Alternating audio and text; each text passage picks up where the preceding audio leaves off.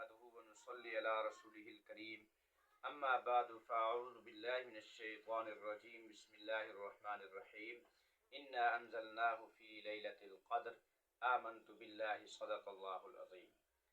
انتہائی واجب الاحترام قابل صد و تکریم بزرگان دین عزیزان گرامی قدر، اس وقت آپ دیکھ رہے ہیں کیفی افیشل علوم القرآن یوٹیوب چینل۔ میں آپ کے سامنے حاضر خدمت ہوں قاری محمد نعمان کیفی۔ آج میں نے جس چیز پہ گفتگو کرنی ہے وہ یہ ہے کہ طاق راتوں کے مخصوص اعمال کہ جن کی وجہ سے انشاءاللہ العزیز انسان کو شب قدر کے ساتھ مناسبت حاصل ہو جائے گی۔ تو سب سے پہلی بات یہ ہے کہ جو طاق راتیں ہیں، مثلا 21 کی رات ہو گئی، 23ویں کی رات ہو گئی، 25 کی رات ہو گئی اور 27ویں شریف کی رات ہو گئی اور 29 کی رات ہو گئی، ان طاق راتوں میں آپ نے یہ کوشش کرنی ہے عشاء کی نماز اور صبح کی نماز بجماعت پڑھنی ہے، کیونکہ حدیث پاک کے اندر آتا ہے جو شخص عشاء کی نماز اور صبح کی نماز بجماعت پڑھے گا اللہ سبحانہ وتعالیٰ اسے پوری رات کے برابر ثواب کا عطا فرما دیتے ہیں۔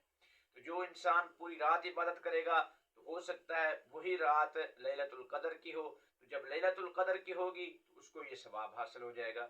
دوسرے نمبر پر آپ نے ان طاق راتوں میں ماشاءاللہ ایک مخصوص انداز میں ایک ذکر ماشاءاللہ آپ منتخب کر لیں، چاہے وہ ذکر لا الہ الا اللہ کا ہو، چاہے وہ ذکر سبحان اللہ کا ہو، چاہے وہ ذکر سبحان اللہ و بحمدہ سبحان اللہ العظیم کا ہو، چاہے وہ ذکر درود شریف کا ہو۔ بہتر ہے کہ درود شریف پڑھیں، لیکن اس کی جو تعداد وہ معین کر لیں کہ اتنی مرتبہ لازماً پڑھنا ہے، ٹھیک ہے؟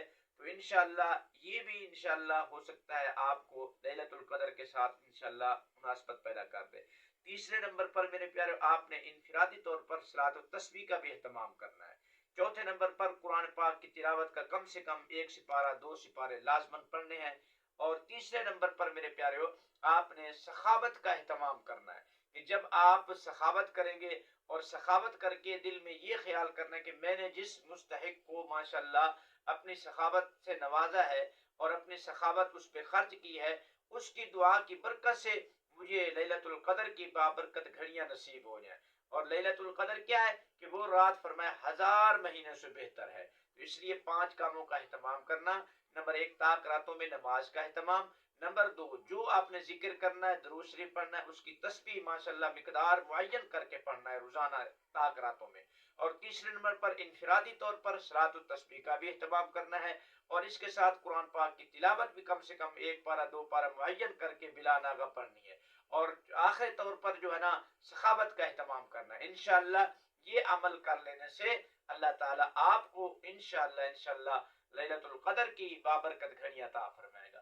تو اگر آپ کو یہ ویڈیو اچھی لگی، آپ سے گزارش ہے، ریکویسٹ ہے، چینل کو سبسکرائب ضرور کر دیں اگر ہمارے چینل پر نئے ہیں، تاکہ ہماری ہر آنے والی ویڈیو آپ تک بآسانی پہنچ سکے۔ اللہ تعالیٰ عمل کرنے کی توفیق عطا فرمائے۔ بہت شکریہ۔